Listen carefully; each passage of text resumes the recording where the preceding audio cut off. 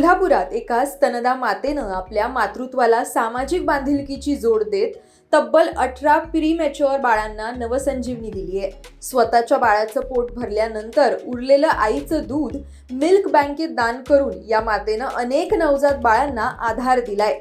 वरदा अंदुरकर भिडे असं या मातेचं नाव असून गेल्या 6 महिन्यांपासून त्या सातत्यानं दूधदान करत आहेत.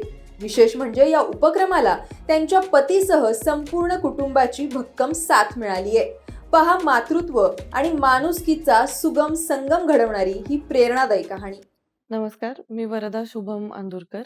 मी कंपनी सेक्रेटरी आणि कॉर्पोरेट लॉयर आहे.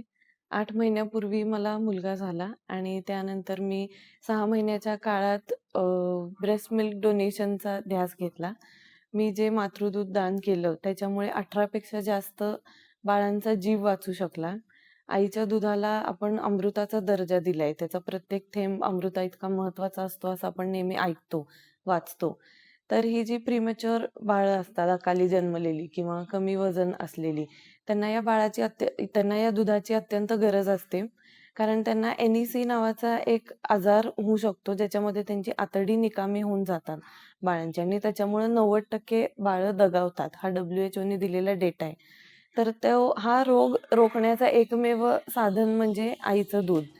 कोल्हापुरातल्या रमणमळा परिसरात छत्रपती पार्क आहे आणि इथल्या भिडे कुटुंबातल्या वरदा अंदुरकर भिडे या चार्टर्ड सेक्रेटरी म्हणून कार्यरत आहेत. पती शुभम अंदुरकर यांच्यासोबत त्या गडमुडशिंगी इथल्या त्यांच्या कंपनीची जबाबदारीही सांभाळतात. 6 महिन्यांपूर्वी वरदा यांना पुत्ररत्न प्राप्त झालं.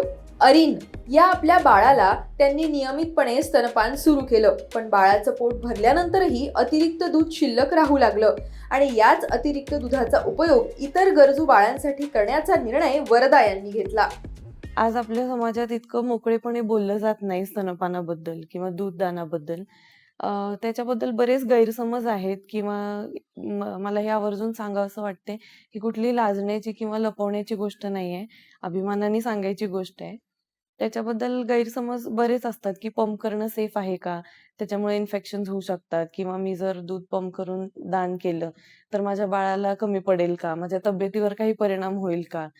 तर प्रत्येक आईची परिस्थिती वेगळी असते आणि आपण डॉक्टरांच्या सल्ल्याने, त्यांच्या मार्गदर्शनाने, लॅक्टेशन कन्सल्टंटच्या मार्गदर्शनाने ते सांगतील त्याप्रमाणे आपण दूध कलेक्ट करून डोनेट करू शकतो. कोल्हापुरातल्या साई स्पर्श हॉस्पिटलमधल्या मिल्क बँकेशी त्यांनी संपर्क साधला. या मिल्क बँकेत स्तनदा मातांकडून मिळणारं अतिरिक्त दूध हे सुरक्षितपणे ठेवलं जातं आणि त्याचा उपयोग रुग्णालयातील इन्क्युबेटर आणि नवजात अतिदक्षता विभागात उपचार घेत असलेल्या प्रीमॅच्युअर बाळांसाठी केला जातो. ही प्रक्रिया अतिशय सोपी आणि सोयीची आहे. आपण आपल्या घरातल्या फ्रीजमध्ये एक्स्ट्राचं दूध पंप करून स्टोअर करू शकतो आणि मिल्क बँकवाले, हॉस्पिटल्सवाले घरी येऊन हे दूध कलेक्ट करून घेऊन जातात. ह्याच्यासाठी नवीन मातेला कुठेही बाहेर पडायची गरज नाही आहे किंवा 1 रुपयाही खर्च करायची गरज नाही आहे. ही अतिशय सोपी आणि सेफ प्रक्रिया आहे.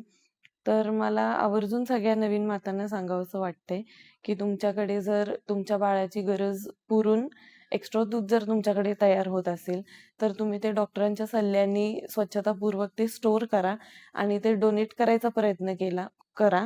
हॉस्पिटलवाले घरी येऊन घेऊन जातात.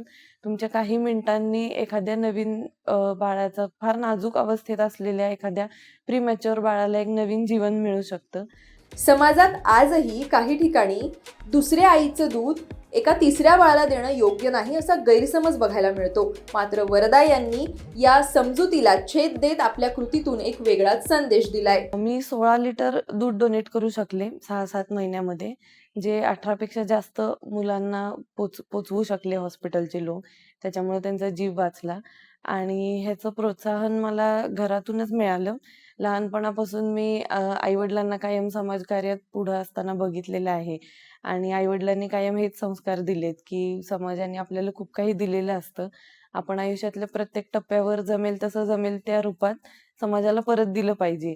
हेच संस्कार मला मिळाले लहानपणापासून आणि घरातल्यांचा, बाळंतपणानंतर सासरी आल्यावर सासू-सासऱ्यांचा, पतीचा, ह्यांचा मला खूप खंबीर पाठिंबा होता या गोष्टीसाठी.